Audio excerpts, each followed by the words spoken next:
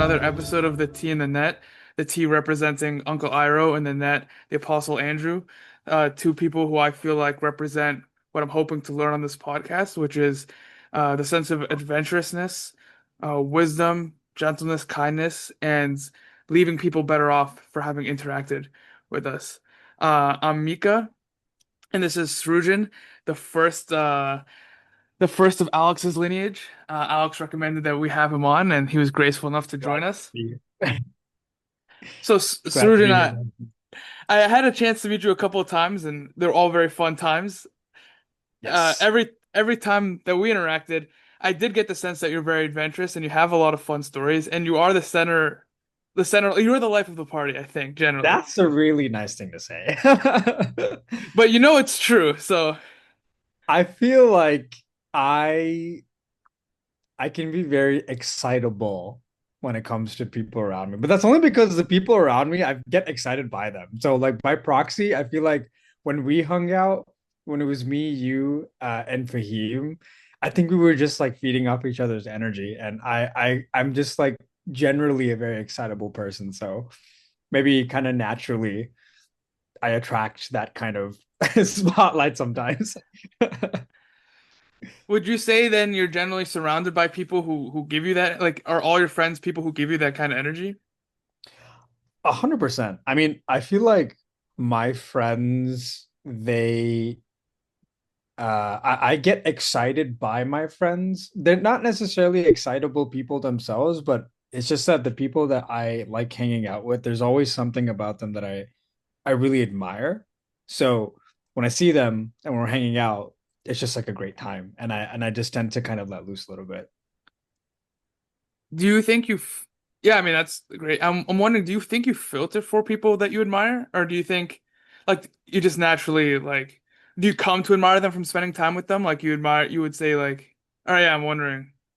No, that's a great question. I think at some subconscious level, you're probably doing some filtering, but I would say that my filter is it's gotten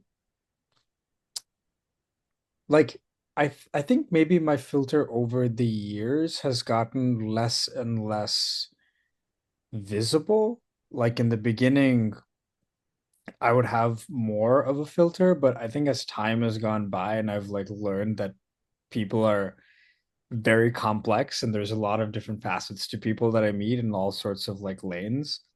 I'm like teaching myself to not have too much of a filter because you'd be surprised when you like just say yes to like certain interactions and then you meet people that like really surprise you. But yeah, I guess like at some level I do like kind of subconsciously filter for it, but I kind of naturally grow into it too. Like I try to be open to any interaction and then I kind of see where it goes. And then sometimes it naturally grows into something cool.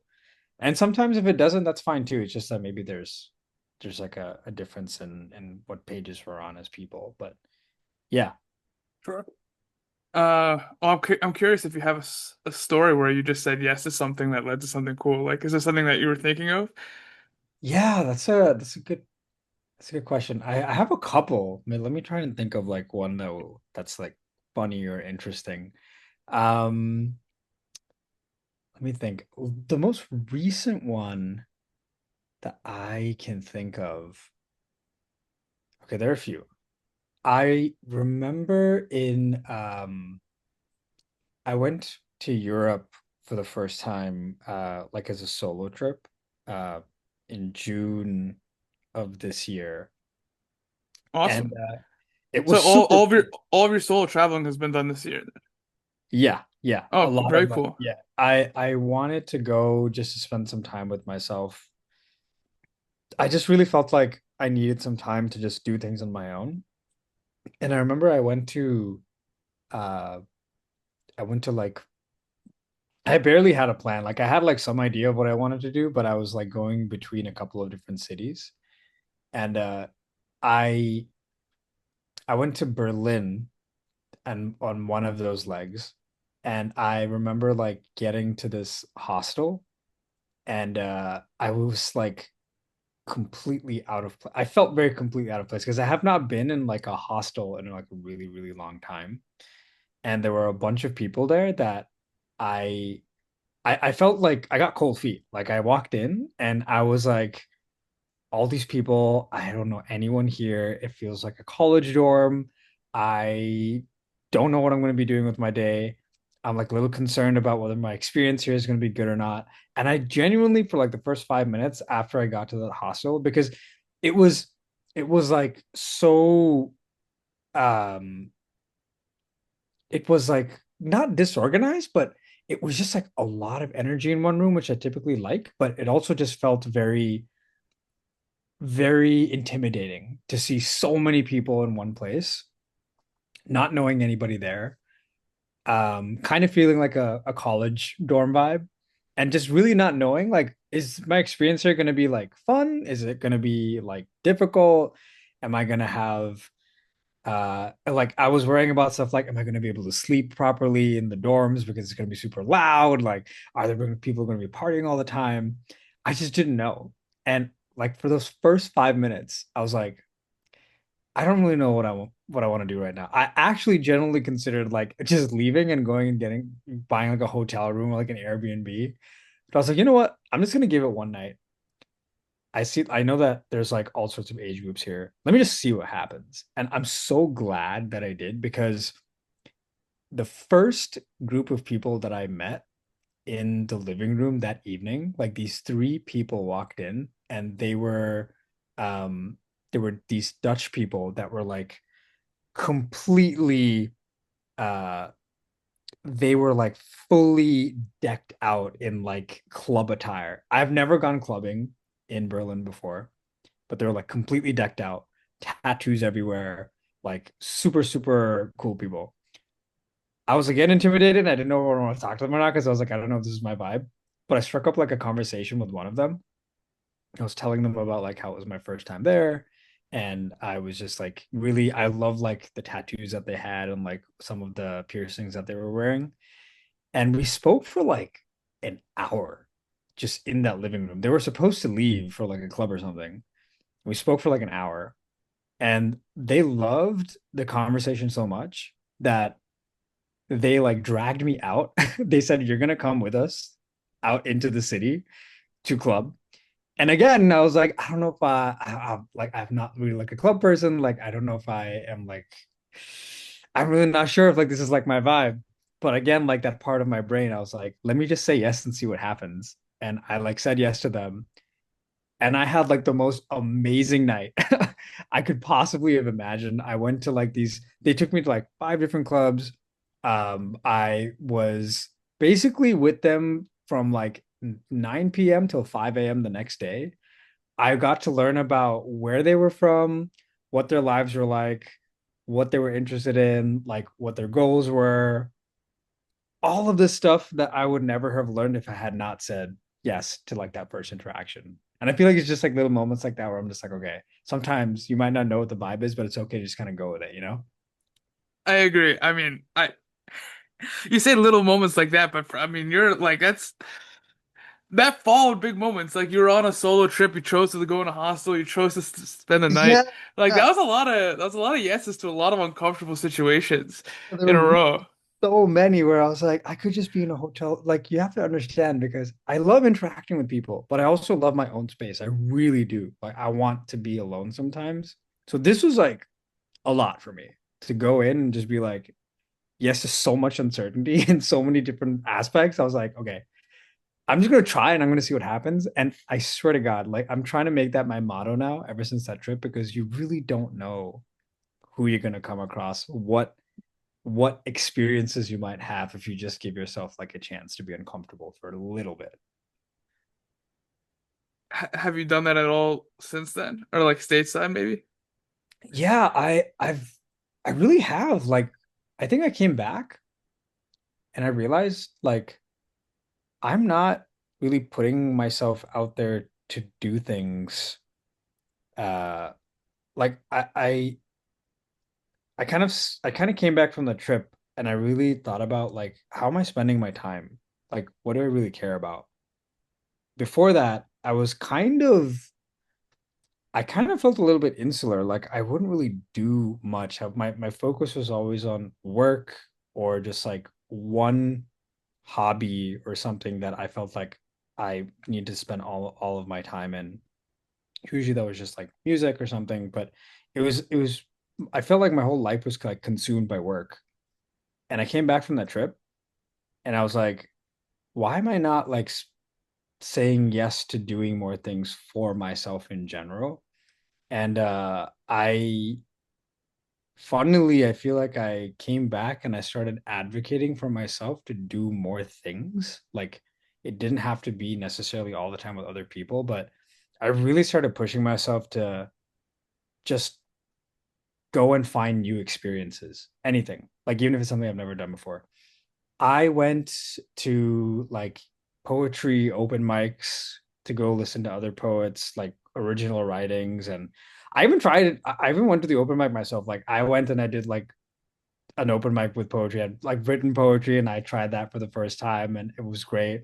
I went to um like drawing sessions. Like I've never like gone into like an artist studio to draw. And I was like, you know what? Screw it. Like I'm just gonna go and see like what happens. Like I don't know anything about drawing, but I want to like take myself out to this new experience. I would go and do that. I started getting into like I was trying to find things where it was kind of focused around like community. So I wanted to find like meetups where um I could maybe connect with people on stuff that I found mutually interesting. So there were like music meetups that I went to that I've been going to try and connect with people who are like interested in music, who might want to do something like music based and also community based. There's just been like these little things that I didn't really do before for some reason that I've like been pushing myself to do more. And I feel like it's just been really nice to have that. It just feels nice to give myself more of that time now than I did before. Because I don't think before the trip that I really like critically thought about what it is that I want to spend my time doing for myself outside of just like being a drone and just working all the time, which has its place, but I just feel like I haven't been very kind to myself. That's interesting. I mean, I have like a million questions. I don't know which one to start with. Do you have a roommate? I do, yeah. Okay. So for me, my roommate is my brother, but he drives a lot of my social interaction, whether I want it or not. Yeah, So yeah. like I find myself doing a lot of things with him or for him or um but the other thing is I think it's interesting that you're framing it as kindness to yourself. Yeah. Would you have said you were mean to yourself before, or was it just Oh, like yeah. you were mean to Oh, yourself? 100%. Yeah. So yeah, I guess what does that look like? Like this is if Yes. this is antithesis, yeah. It's awful. It's terrible. It's really bad. I mean, I know that it's bad, but I'm just saying like, were you wanting to do things and you were saying no, I can't do this, or what was? The fear of not, I think it was a mixture of I maybe at some level I felt like I didn't deserve it because I feel like I had to put all my energy into things that I was told were more important, or maybe I convinced myself were more important. Um, Half of that being my work, because quite honestly, I was still trying to figure out like professionally what I wanted to do. But I'll be honest, like I think it's bigger than that because something else that changed earlier this year actually was I started to pray more for the first time. Like I actually gave myself real unadulterated time to put aside to meditate and pray. And I had not really practiced that as much until maybe this year, early this year, like late of last year. I don't really sure I don't really know what changed, but I was just feeling really, really um burnt out is maybe the wrong word, but I think I was just feeling very spiritually like I didn't know if it was spiritual emptiness at the time. Now in retrospect that's what it is, but I was feeling just empty. Something wasn't right. I was feeling very uh I felt like there's just like no substance to to things that I was doing. I felt extremely like there was no passion to anything I was doing. A lot of the life that I had, it was just all in my head. But then when I looked at the reality that I was living at the time, it felt very gray and very empty. Nothing felt good. And I really didn't understand. I knew I was feeling bad, but I couldn't understand like what to do about it. And I don't know what it was that's made me start praying, but I actually, you know what it was? I think I went and I saw my family back in December. Um, I saw them during like December break, and I just was really happy when I saw them for some reason. But I also kind of reminded me seeing them, my mom, my dad, my uncle, my aunt. They were all like so happy to spend time with me. I've never seen them like so like, oh my God, just stay here. We want to be with you. And I remember like giving myself more time to like talk to them because when you're younger, you're treated like a kid, but then as you kind of get older, like you're treated like just another person. Like I feel like I started seeing my family as like people, not just as like, okay, this is like my uncle, my aunt, but you know. And there's something about that like 1 or 2 weeks with them that kind of changed my perspective a bit. Like I was like, I should focus a bit more on like being more present. And I think part of that was also something spiritually. I was like, maybe it's like a good idea to start sitting with myself and meditating or something like that. And through my meditations, I started praying, and then that was like a whole other trajectory. I can talk about that, like probably. I feel like I'm kind of meandering right now. No, it's I, great. I don't I'm sorry you remember went what through the that period. I'm curious to see where you're going. I'm yeah, curious to hear what you have to say. I mean, I'm sorry that you felt that emptiness. We had a priest who used to say like, I hope you all leave the church so that when you come back to it, it's like more yeah, um, it's more real than when you grow up and things are just like motions or it's yeah, just practice and there's no like spirituality to it. yeah. So that reminded me of that. I also think I'm curious to see like have you lived away from your family long? I don't know where they live. Yeah, You don't have to I say where they live, but yeah, I don't no no no. because I like my family splits their time. My parents split their time between India and the States, but I typically only see my family once a year, sometimes twice a year. Um, yeah, so I get to see them not too often, but often enough where it's become kind of I've gotten used to not seeing them for long periods of time. I think it's like I've grown independent and I keep up with them every day, of course, but seeing them, being close to them, that's only a luxury that I have maybe like twice a year. yeah, I just interesting. I'm just thinking like that distance like there's like the distance makes a heart grow fonder, but it also gives you a chance to like reset your relationship a bit. So when you don't see them for a while, even if you're keeping up, like when you see them, you're physically different. Maybe not so much now because you're in your 20s, but you're you know from your early 20s to your mid 20s to your late 20s, you do look different. Yeah. You might have a different physique, you'll have different facial hair, different haircut, um, different height maybe. Some people still grow into their 20s, and so uh you are physically different, which makes it easier to reestablish like new boundaries in a new relationship, and I think that's usually a good thing. You don't want the same relationship as when you're 16 with your Yeah. parents as you are when you're in your 20s. Um, I'm happy for you that it made you so happy that or that interaction was so positive that it made you make a change for the better. Mhm. I think that's really cool. I'm I'm not sure if everyone has that experience. There was a movie I watched recently. I keep referencing it to anyone who listened, but it's called like I think it's called A Real Pain, and it's directed by Jesse Eisenberg, and it's about he takes his cousin who like committed suicide on like a trip to where their grandma was in a concentration camp to the concentration camp she was at, and it starts off with Jesse Eisenberg finds his cousin in the airport, just people watching. He's kind of like alone and he's kind of listless. And then they go on the trip. They find out about each other's trauma. They go through a bunch of growing and bonding together. And they come back. And then he invites him over to his house for dinner. Jesse Eisenberg invites his cousin over to his house for dinner. And the cousin says, "No, I'll just stay here." And he stays in the airport and he people watches and he's kind of listless and he's kind of whatever.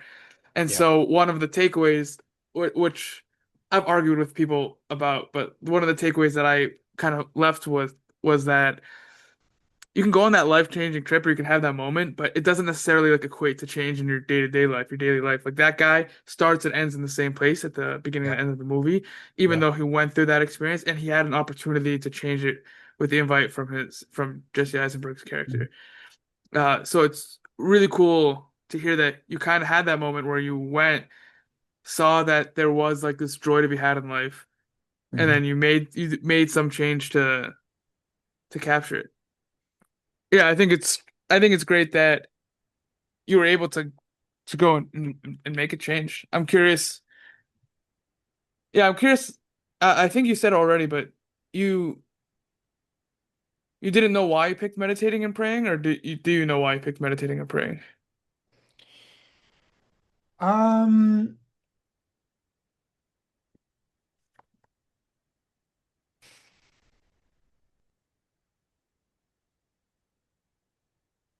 I think I mean, I knew in a sense that I felt like it was something. I mean, I saw my mom pray a lot, and I was kind of, I spoke to my mom a lot during that time in last December. That was a rough time, but I feel like seeing my mom pray and just kind of reminding myself, like, wow, like my mom's like really devoted to prayer. It just kind of lit a light bulb in my head where I was like, maybe in some capacity, it's something that I should take more seriously than just like the occasional, like, you know, I wanted it to be more than just a exercise and uh just like a meditation to calm myself or something. Like I wanted to really be purposeful and thinking about having a conversation with something, be that a power, be that whatever it might be. And I started trying to do that more around that time. Um, just to see what would happen. I was so curious because I remember um I I heard, I mean, there's this idea in my head of like, God or the power that is everyone can have a personal relationship with that power. And I really like that idea. That's something that I could be in, that I could be seen or heard like a best friend, you know. And it's just like a really intriguing thought to me. So I was like, it would be so cool if I gave myself a gave myself some time to really like take that seriously. I should probably also mention around that time I was doing a challenge with my roommate where we told ourselves that we were going to try to remove as many distractions from our life as possible in the form of this thing over here. So we stopped, we gave ourselves a challenge of like 60 days where 30 days it turned into 60 because we liked doing it so much. But we just stopped looking at all forms of digital media. We didn't scroll through Instagram. We didn't look at Reddit. We didn't look at the news. We didn't look at like anything. It was just if you want to read something, you can read it. If you have a hobby that has nothing to do with like a screen, you can do that. But like just any form of media or information that is like excessive, we just cut out of our lives. Around that time, I don't know what the hell happened, but my brain went through like a fundamental rewiring. And I think part of feeling that freshness again, I was kind of inspired to maybe try meditation around that time. But prayer, I'm gonna call it prayer instead of meditation. Well, did you start with meditation and shift to prayer? That's how I understood it from earlier. Or did you? I mean, I would treat prayer as meditation, but prayer, but the way I wanted to go about prayer was to have deep and intentional, like internal dialogue that I don't think I would do when I was meditating. Meditating, I would just focus on breath work and just think of stillness. But with prayer, I try to be much more intentional with what I was trying to seek and what I was trying to say as my internal dialogue. I think that was my version of what I thought prayer, I think prayer is, for me at least. Um, yeah, I started doing that more earlier, starting earlier this year. Do you have a like, are you following a specific religious practice? Are you like a specific religion, I guess? Or are you just, not just, but are you like, Yeah, yeah. I think I'm agnostic. I you think you're what agnostic? Like you don't know if you believe in a God? sorry, what I meant to say was that I believe in a power, Okay.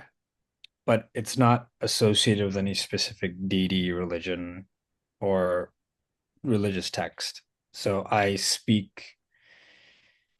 have internal dialogue to some form of a power that I is nameless to me, Okay. but I believe in its existence, whatever it might be. And its interpretation can take many different forms across many religions, but I haven't prescribed to any one religion.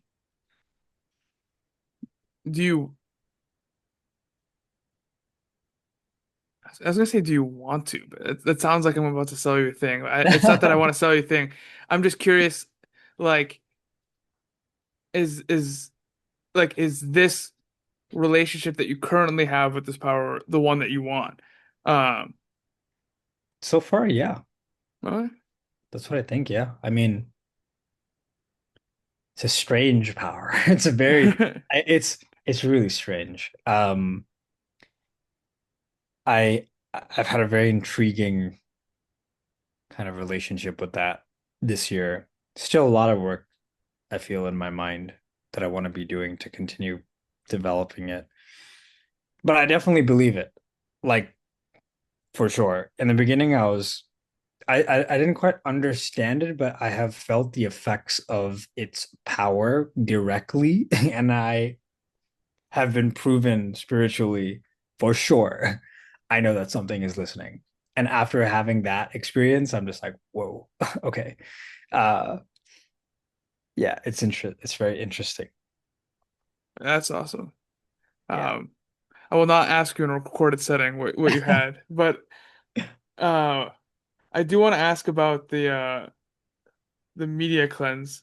Mhm. So I haven't done what you did. Mhm. I have one of these things, so I can lock my phone away for Yep. some periods of time.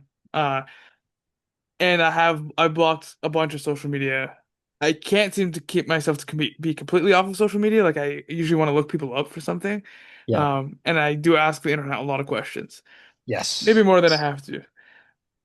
And I do try to go for like the physical form of books and stuff when I read, Mhm. and I'm building something of a library Yeah. to help keep me off my phone. I do like my note taking on paper and Yeah. Yeah. pencil and Yeah. stuff. So, I mean, I think you're also in tech, so like a lot of our life is already, It's completely taken over by stuff like that anyways. Yeah. yeah, so it's like I'm still spending most of my conscious hours on a screen, but Yeah. I'm curious to see like how disconnected you feel from everything without those things because I don't know, even like something like I was gonna say something like I was gonna say like, oh, whatever big event, but I don't want to get like super political. But like, Yeah. there are big events that happen that I happen to see because I happen to be asking a question at the time, and then it's on whatever headline, it's like Reddit top page or Yeah. someone posted on Facebook as I'm scrolling on Facebook. So there's a lot of news that like I would not normally obtain. Hmm. Um, and it's driving narratives or it's whatever, it's getting narratives written about it. I'm curious, did you feel like really out of touch during these times or? Yeah, I had no contact with the outside world. I didn't know what was going on. I mean, and call it ignorance is bliss, but it was one of the most, it wasn't necessarily peaceful all the time, but I think it was very cathartic to my own sense of like self-discovery because I just feel like I was woken up from like some dampening medicine was finally cut from my mind and I kind of started to wake up and my brain started to like open up in ways I didn't really imagine it could creatively, and I think spiritually both. And I was like, oh, it's important to be informed. I think it is. But I think that like with the way information it it capitalizes on our attention. Like that's what these forms of media do. Everything is competing for your attention in this day and age. You have less time and you have even less attention to focus on other things, like sometimes yourself, sometimes the quality of the relationships of people around you. There's so little of that available that I think people are feeling more and more disconnected.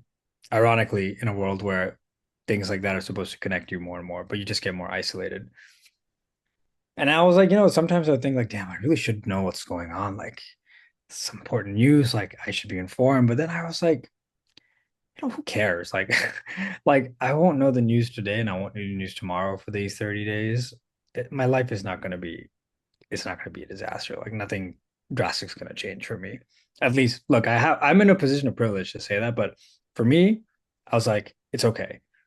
It doesn't matter whether I know what the news is today or what big thing happened today because it just forces me to spend all of my time thinking about just me, like being selfish. And I say selfish in like a good light. I think selfish is sometimes used in a bad light, but like truly being like taking time to be as selfish as possible by like cutting yourself off from other influences just for a while.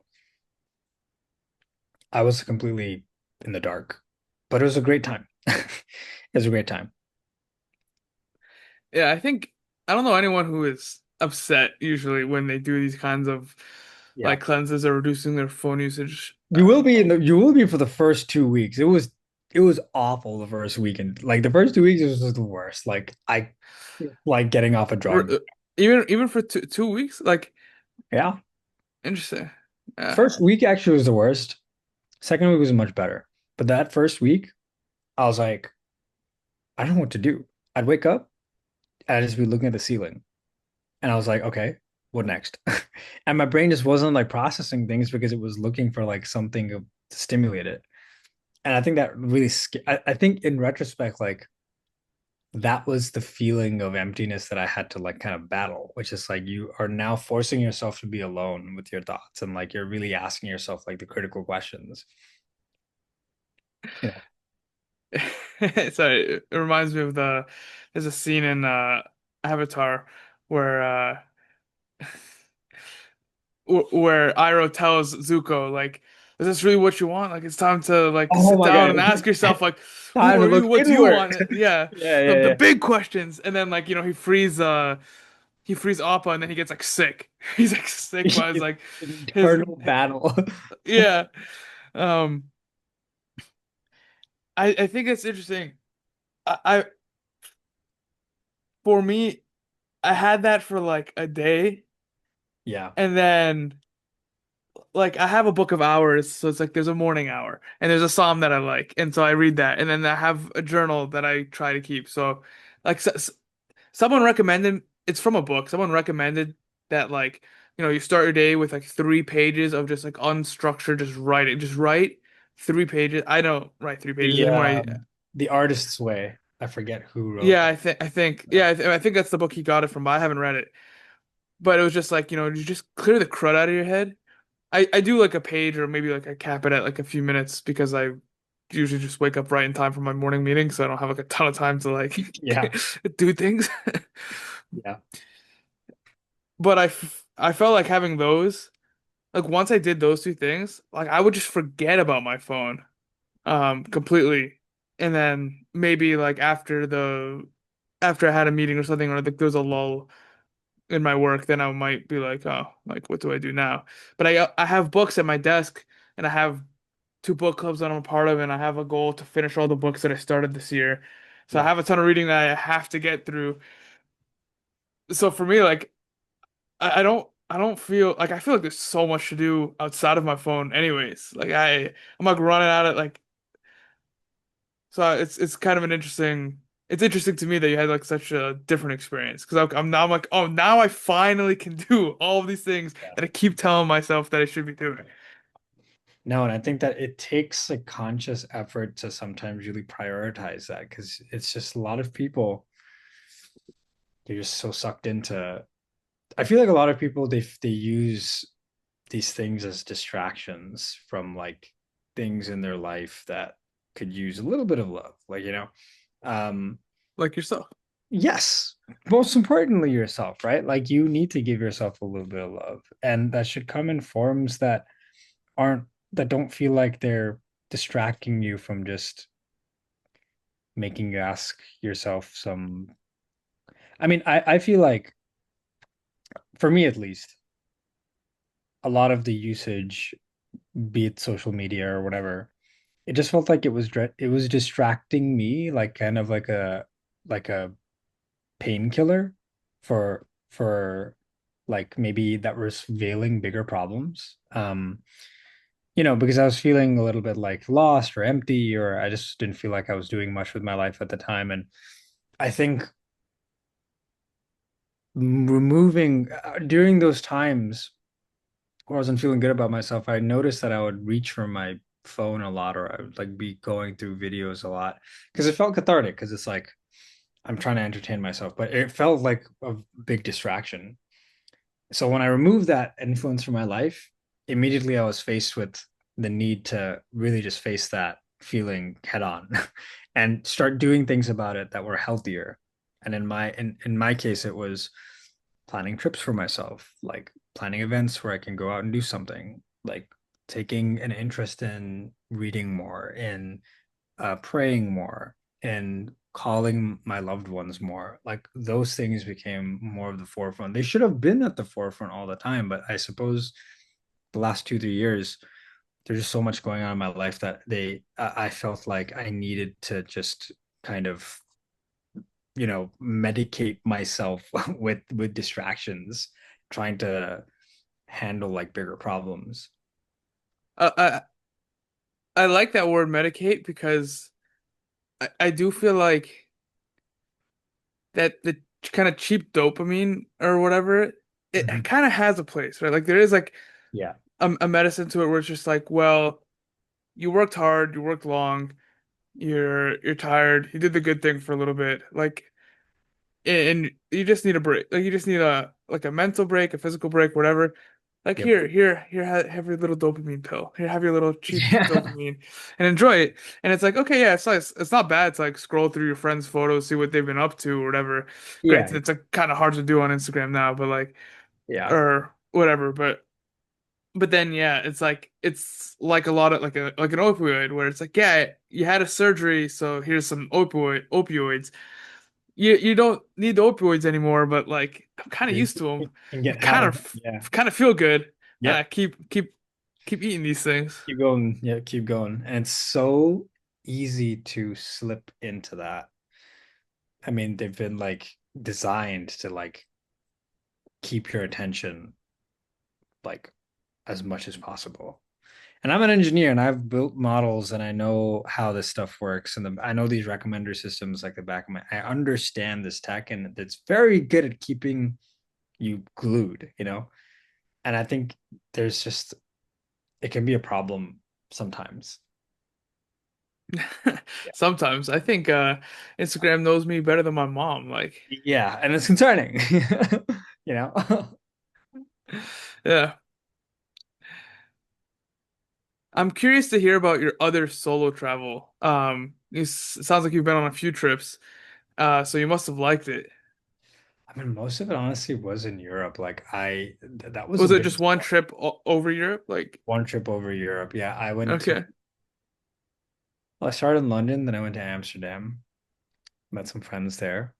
Um, I went up to Berlin. Were they already there, or you guys Yeah, I just haven't seen my friends in the Netherlands for many, many years because they moved there after college. So these are people I had I was seeing like 5 years later. It was super nice to reconnect with them. I was there for a few days, then I went to Berlin, was there for 4 days. Then I went to Prague, then I went to Budapest. And then actually funnily in the middle of Berlin, this guy that I had made friends with, phenomenal dude, I love him. He told me to go to Lisbon, which is like on the other, like it's literally like a 4 hour flight the other way, like on the complete other side of Europe. But mid trip, I was like, okay, I'll just book this flight. I was supposed to fly out of, I think it was Budapest. But what I ended up doing was I went to Prague, then I went to Budapest, and then I flew from Budapest to Lisbon. And then I figured out how to go from Lisbon back home. But I hit all of those places in one go, with Lisbon being like a last minute ad. It was such an irresponsible decision in retrospect. I spent so much money. But I think that was one of those few times where I was like, you know what, who cares? Like I don't know when I'm gonna be back around here. Let me just go and try this out. And I went to Lisbon and I met a bunch of people there who are now close friends of mine in New York because they also came from New York. So if I hadn't gone to Lisbon, I would not have met the people that I also see now pretty regularly in the city. wait, So that's awesome. it's like a crazy coincidence, you know? Yeah, no, that's awesome. Yeah. I think it's it like you point out that you think it was like an irresponsible decision or whatever because of Yeah. the finances, but I think a lot of times too, like I mean, you and I we have some discretionary whatever recreational spending money, so it's like you like in 5 years you're not gonna remember how much that flight was unless you keep telling it every time in the story. Exactly. Um, but like yeah, your friends, you're gonna have your friends, you're gonna have all those stories, you're gonna it's gonna be not even without knowing it, like you would tell the story about how you made this trip to Lisbon and Lisbon was so cool or was so lame, but it was cool that you made that trip like Yeah. Yeah. um because like I mean how much was an expensive flight? I'm not like but I'm just saying like Yeah. even if an And expensive that's what flight I'm was saying. like Like five grand, like you would notice that that's yeah. like rent for a lot of people. I mean it's more than rent for me, but Yeah. Yeah. like if you can afford it, that Lisbon experience is probably one that you're gonna remember for a very long time. That 5K damage, it sucks, but like Yeah, but then yeah, whatever. it's like what else to like I'll pay for the memory, like and I'll Yeah, pay for yeah. like, the possibility of like meeting people and it pays off. Like Hmm. I it like I actually rarely feel bad about spending like that because I think like I'm like what am I doing it for anyways if not to like have an opportunity to go somewhere and do something fun. So I'm just like all right, whatever. Yeah, I agree. Yeah. I think yeah, I agree. And for me, I kind of like burst my international ch like travel cherry like only recently, like in at the end of like 2022 or 2023 or something. Oh, where'd you go? Um, so the first trip I did is like me and my dad went to Egypt. He's from there. Yeah, yeah, yeah. So I just had a ton of vacation time left and I was just like, well, I don't know what to do with it. So I was just Yeah. like and like my brother like I live with my brother, normally we travel together, but he was starting like he was like in between jobs, so he didn't really want to travel. He was like doing interviews and things. And my mom was like, I don't want to leave your brother. And so I was like, okay, like me and my dad will go, whatever. So we went to his and my mom's old neighborhoods, and then we went to some monasteries, and then we met up with some friends, and then there was someone who wanted to like donate. There's 21. There's like 21 Martyrs of Libya, where they were like ISIS like killed them on like TV, and like you can, I don't know if you can still find the recordings, but it was one of those Yeah, things where you could find the beheadings online. So like yeah, they're it's the gruesome stuff. yeah, but there was someone who wanted to donate to their families, and they didn't want to like they didn't trust like the virtual goes to the church, then it gets whatever. So it's like he was like, I want you guys to go and like hand it to each of their families personally. Right. I mean, to be honest, they could have faked each family member. I wouldn't have known, but like, Yeah, yeah, um, like we did get thumbprints from each one on a piece of paper that said like, yeah, this person received the money for this person. yeah, Um, and so that was like for me that was like I think that's like the first like non-North America travel I had done since the last time I went to Egypt as like a first grader or something. yeah, And then after that, I ended up going to Spain with my mom because I was just like, like I got a trip with my dad, let me get a trip with my mom. What are the odds that I'm gonna get? And then Mark is a dentist, so we did a dental course in Guatemala, which was also a mission trip. I just tagged yeah, along. And yeah. then he did a similar thing in Brazil, so I tagged along. And then we had a Wow. friend get married in Italy, so we went to Italy. Okay, so And you just then, went full guns, you just went. yeah, we had a friend who was working in Amsterdam for a week, so he was like, hotel's paid for. I was just like, all right, I'll pay for the flight. That's crazy. I'll get there. And so that was all in the past couple of years. Yeah, Um, I haven't done a solo trip. Solo trip is on my to-do list. I it should be. I don't know what I want to do. I want to do like I'm to, like I don't have like I don't know like I don't know what I would do if I was to do a solo trip You because don't like need to. well the thing is I know what I would want to do, which is Yeah. a problem, which is like it doesn't justify travel. Like what I want to do is I want to if I'm in a random new city, I'm going to have 4 meals a day probably. Yep. And then for each of those 4 meals, I'm gonna walk out and then I'm just gonna walk aimlessly until I find a place that looks like, a grandma cooks there or like only people who only people who live there would eat, right? It's like it's gotta be like shoddy and run down, but somehow still open in this high rent area. And Yep. then and then I'll eat there. And then like I would probably just sit there and read or write. Like I would go find a place and read or write, and then that would be the trip. And then I'm like, but why did I pay?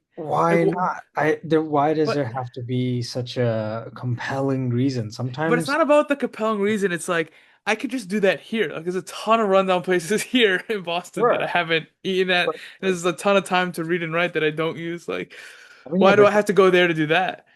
Like, well, you're shouldn't I make be experiencing the city that I'm in more? Is like the you're making assumptions about what your experience might look like. My point is that sometimes when you go somewhere, you're embracing the unknown of what you might actually stumble into. I went to Europe and I didn't know what I was gonna do, but I just knew that something interesting might come out of it if I give it a chance. And I like kind of like loosely plan around it. And it's hard to like convince yourself that that's a good enough reason to go. But I think that the excitement and the uncertainty of just going somewhere new without necessarily having to justify in your mind like the value of that versus like what you can do here.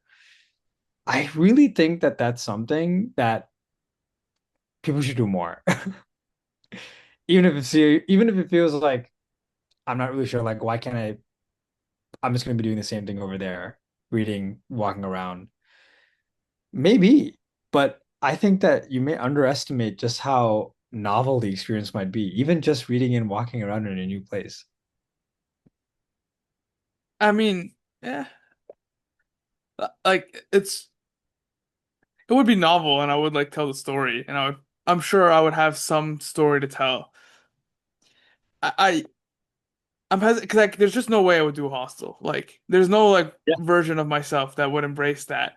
And Believe so me, like but I think I don't. I mean, I did that and I was like, damn, like that took a lot out of me. Even I feel like it was truly like the hostel was fine, but it truly took you back to like college days. And I'm like 27 years old.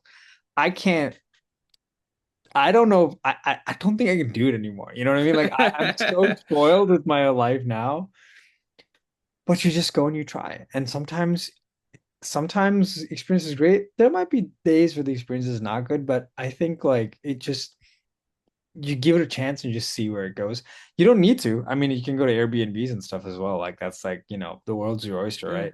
But yeah, for me, oh my God, like the hostel life was so it was such a drastic change from what I'm used to, getting a nice hotel room for myself. But it was a great way to meet people.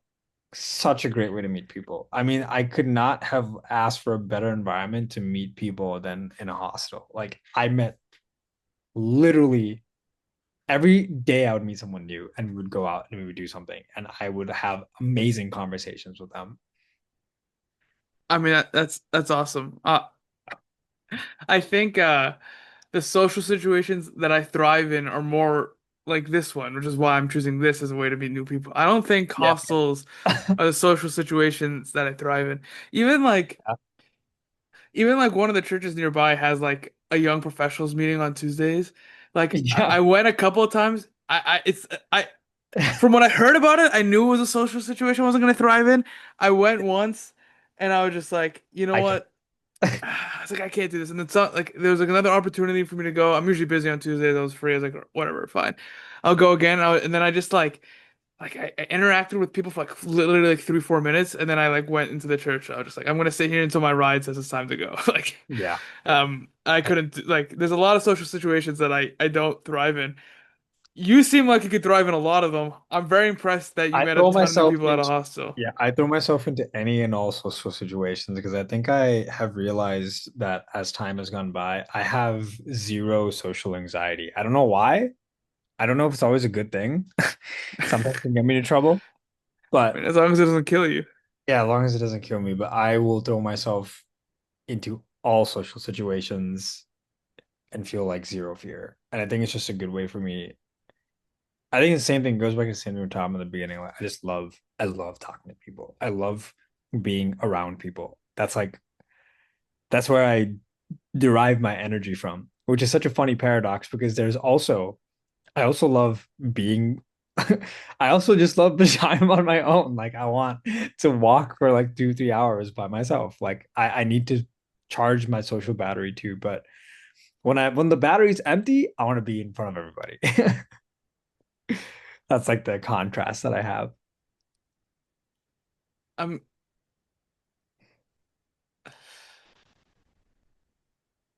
I had a thought and I just lost it. Um, It's a weird contrast, to be honest. I don't know why. the fact that you want to be. I think part of it.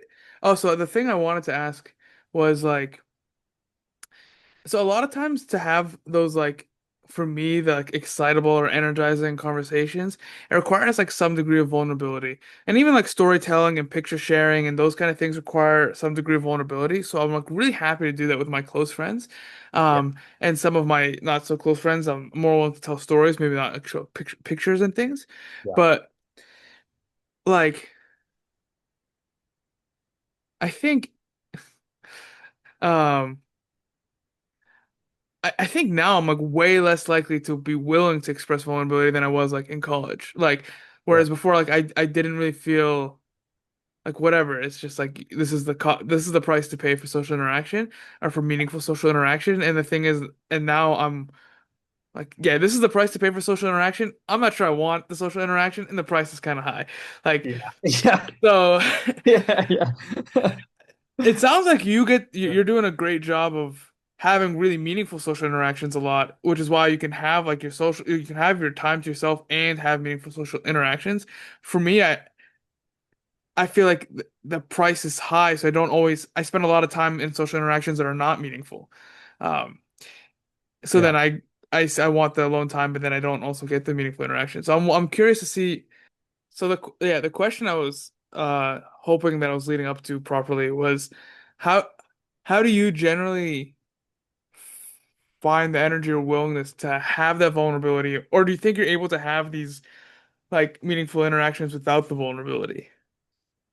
It it can take, I mean, not all interactions for me are going to have that vulnerability. I think all interactions for me start off with just curiosity and just getting to learn about someone. But they all, almost all of them, 99% of them start with, there's always a little bit of a, you know how you talk to someone and I wouldn't call it a wall, and I wouldn't even call it like a facade necessarily, but there is a healthy and natural kind of distance when you first speak to someone.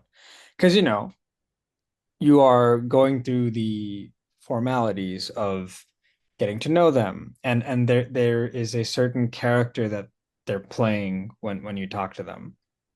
I play the character too. But I think I recognize that when I'm talking to people, new people, that we are kind of playing characters a little bit because there's a little because the person there is a version of the person that you don't know yet that a best friend of that person knows them like very, very well. Like they're like a different person behind like in company where they've been with people for a really long time, right? When they meet someone new, there's that little bit of a distance to begin with.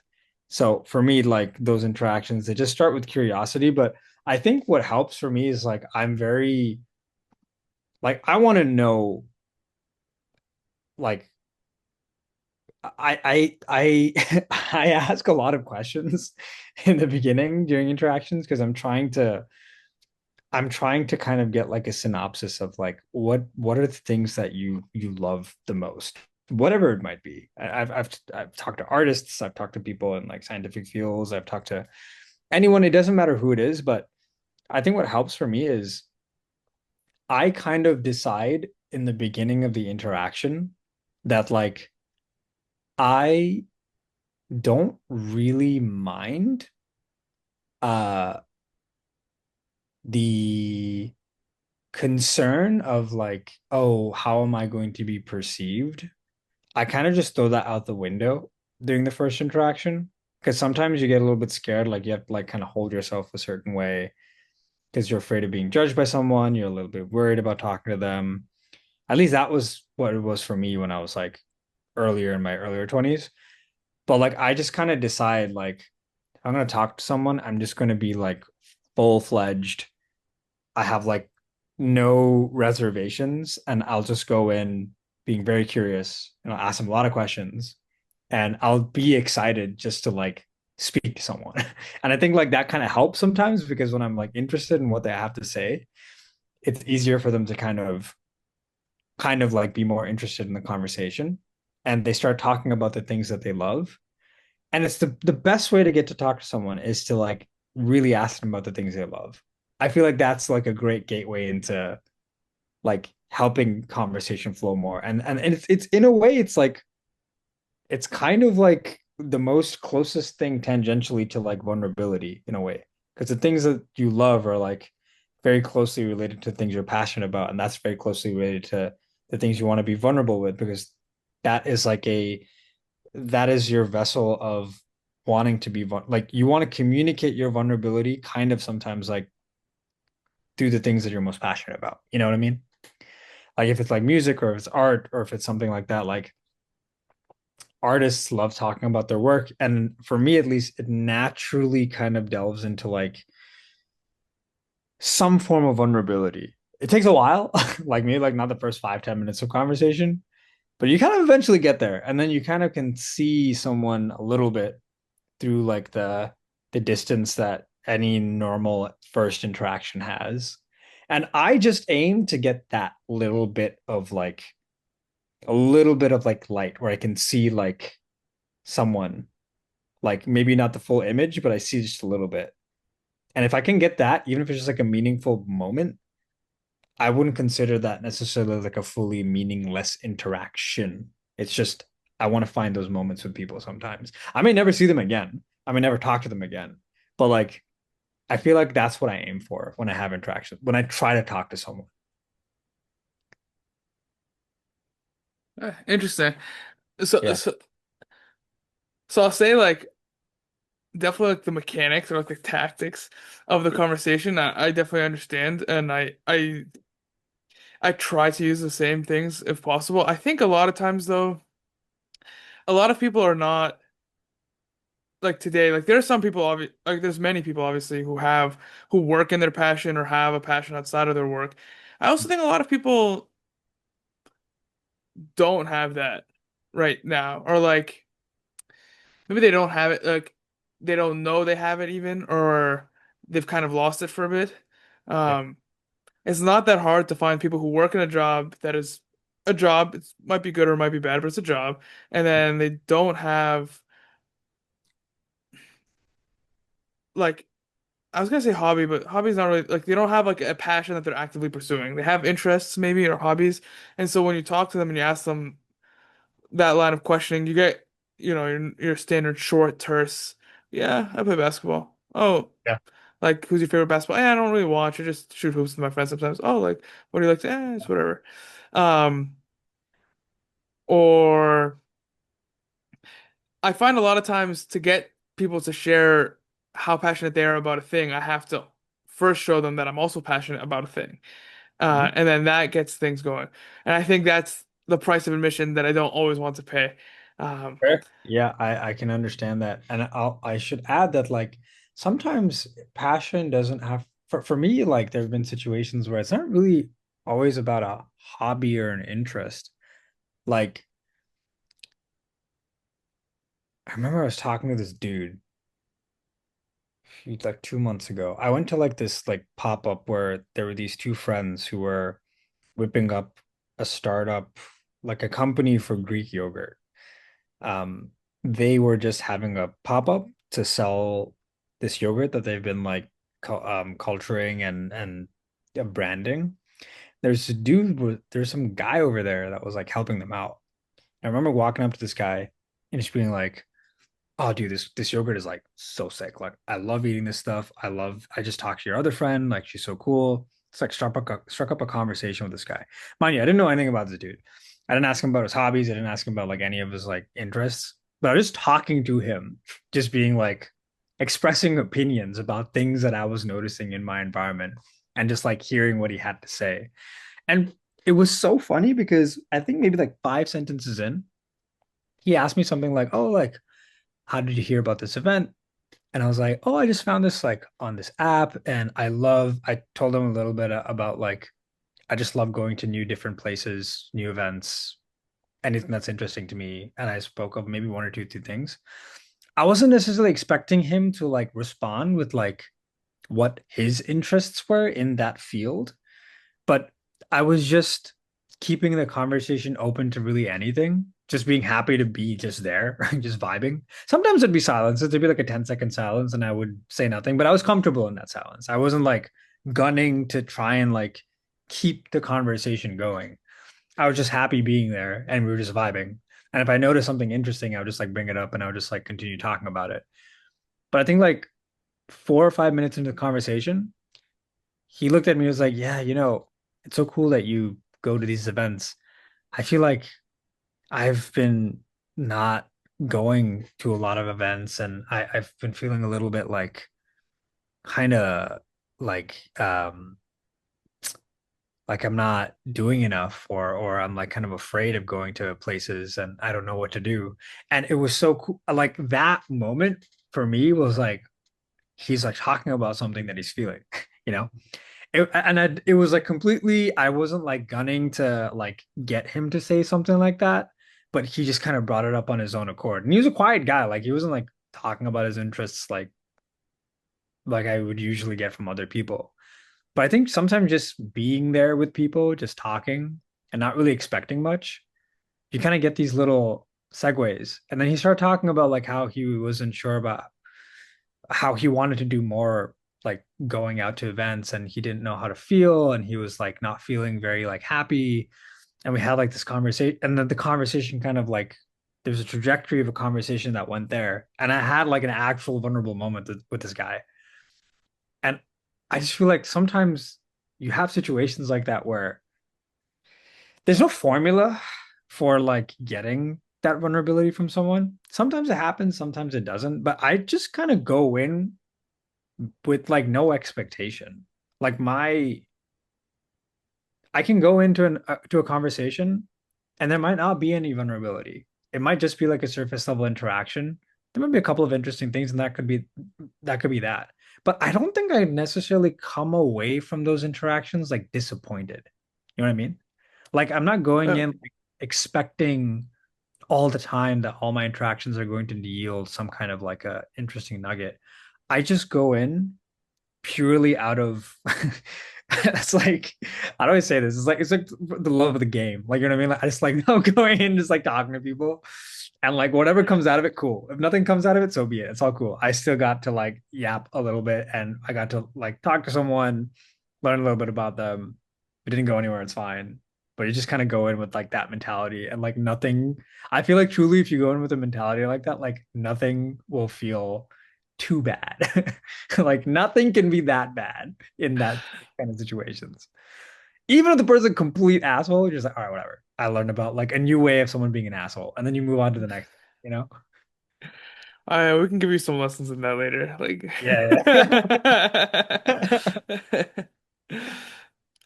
Yeah. yeah, interesting.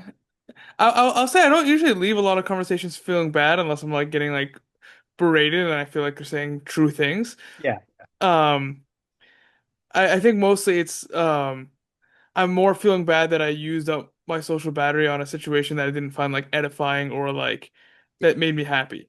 Because I do feel like I have a really limited social battery. Um, that's not really the right word. Like this, for example, is not very draining for me. Mhm. Um, and I'm enjoying this a lot. And like, we're on like I don't know how long we've been talking, and we're gonna Yeah, get Zoom to charge me for a license by the end of yeah. it. Um, but in like other social situations, like ones with more people, Hmm. I usually only have like a few hours a week where I feel like I can do that and be like a decent person in them, or like be close to myself. Um, and so I get really not frustrated, but I get disappointed when I go use that time and it's like not for the better. Because I don't feel like I have to use my social battery. So when I do use it, it does feel like it's costing me something. Uh, That's and fair. that's yeah. I'll be honest, I have situations where I consciously choose not to switch on my social battery even when I am around people. But that doesn't make me feel bad. Like I just there'll be moments where like I'm around people sometimes and I just don't feel like talking. I've had those situations too. Like I've gone to like I remember I went to like this bar to go see a comedy show and there were so many people in that bar. I had so many opportunities to strike up a conversation, but I was just like, you know what? I don't want to do that right now. There's a table that is it's there was a light up table that where you could play like Pac-Man on the table, like on the table was like a big iPad, like built into the table glass. And I was like, I'm gonna go there and I'm gonna play Pac-Man for like 30 minutes by myself because that's what I want to do right now. I'm gonna go to the corner of this bar and do that for 30 minutes until the show starts. And I had a wonderful time. I had a wonderful time. I did that by myself. I didn't bother anybody. I didn't feel the need to bother anybody because I didn't feel like doing it at the time. And I didn't leave any less guilty. Like, you know what I mean? Like, Yeah. Oh, I've, yeah, yeah. to me that's not even a social situation. Like I wouldn't those aren't even people to talk to me. You know what I'm saying? Like I would Exactly. have done the same thing because I wasn't even a consideration to do anything else. I've been in situations where I went to see a friend of mine and there were other mutual friends too. I like have a sentence or two sometimes with them, but there were also moments where I was just like, I'm like perfectly happy not having to say much right now. I'm just like Sure. enjoying the company.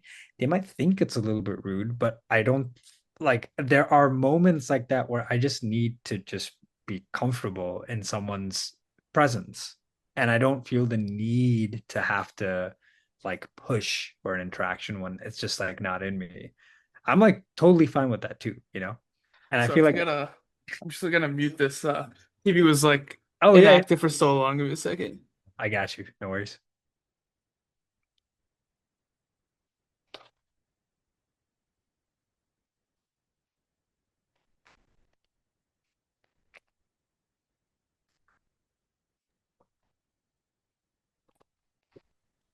I saved you from the background noise of a Toyota ad.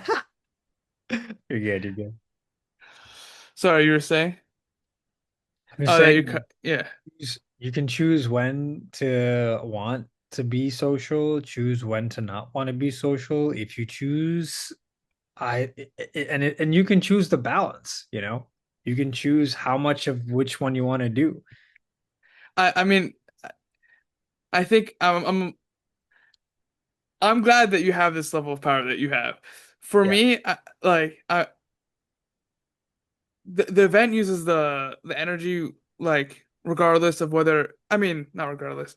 Like if I find a place where I can feel at peace in the event, or I talk to someone that is not draining, then Mhm. I'll feel fine. But if I'm at the event, even if I'm not talking, or even if I'm only saying a sentence or two, like it can still be draining to be in a place where I want to be interacting and I'm not, or I'm failing to, or um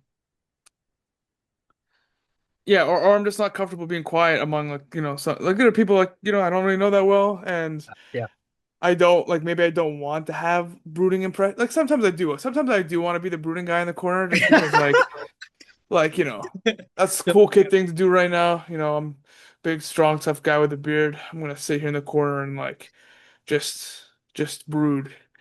And so Brood. that doesn't feel bad. But when I'm doing that against my will almost, like then I'm like, okay, like that is draining because then I feel like I am putting up like a facade and is that is draining. I'm Yeah. I'm I'm impressed that you have the ability to be like, you know what? Battery saved. I'm not talking to you. Like It's fine. that's pretty cool.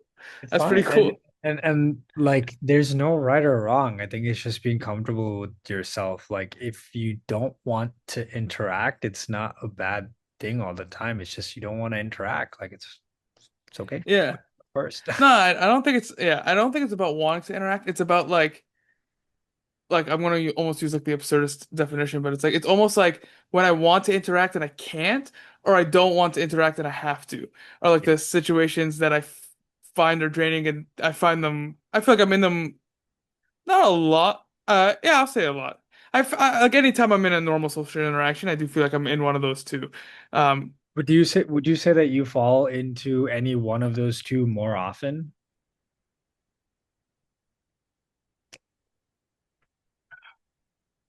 um,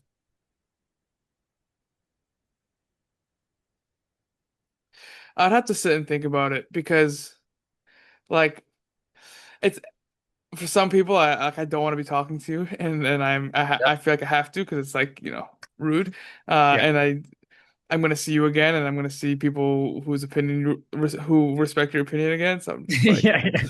um we're gonna keep Keep talking, it. and then the other times where it's like, oh, I want to talk to this person or talk to that person or whatever, and then they're unavailable, or like they're there talking to another person I don't want to interrupt the conversation or whatever.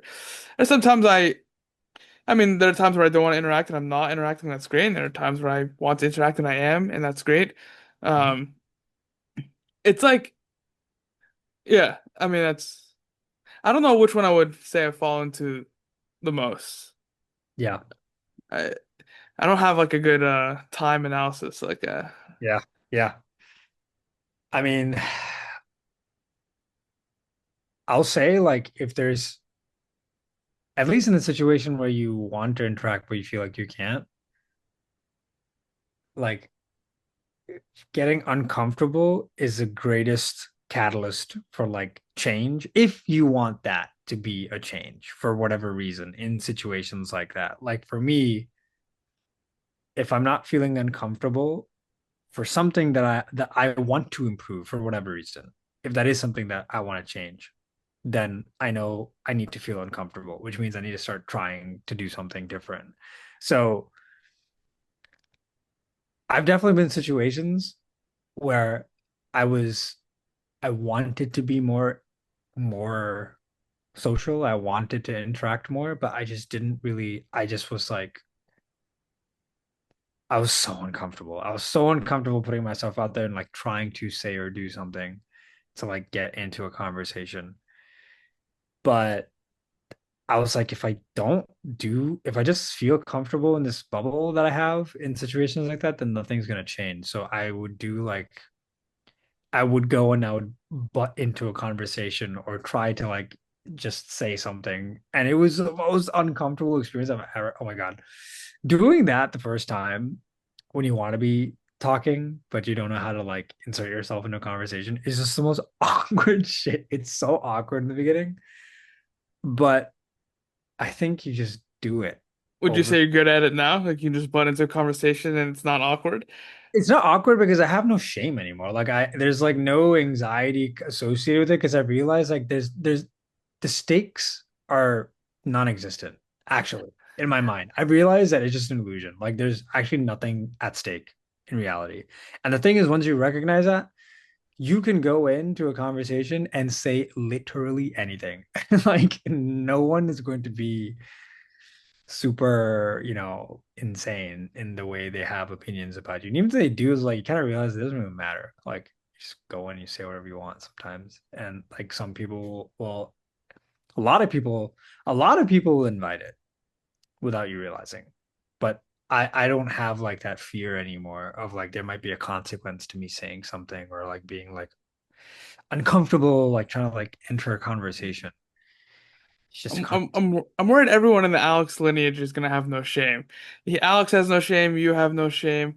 I don't Alex know, whoever you bring up next is gonna have no shame. Like, is the messiah of like this type of thinking. I have only adopted certain qualities from him, but that man truly is like I he's like literally the figurehead for that type of like thinking. I feel like he really does not man does not care. He will go, he cares. He doesn't care because he cares. That's like the funny thing. Like he wants to just cut to the meat and there's no shame. The man has zero shame when it comes to like wanting to get something.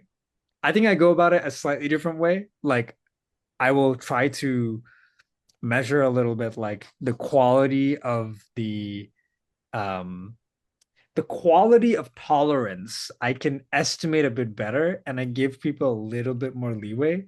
But Fahim is like ruthlessly loving and ruthlessly like uh merciless in his like quest to like want to get something done. And he will like step on people's toes in order to get there. You know what I mean?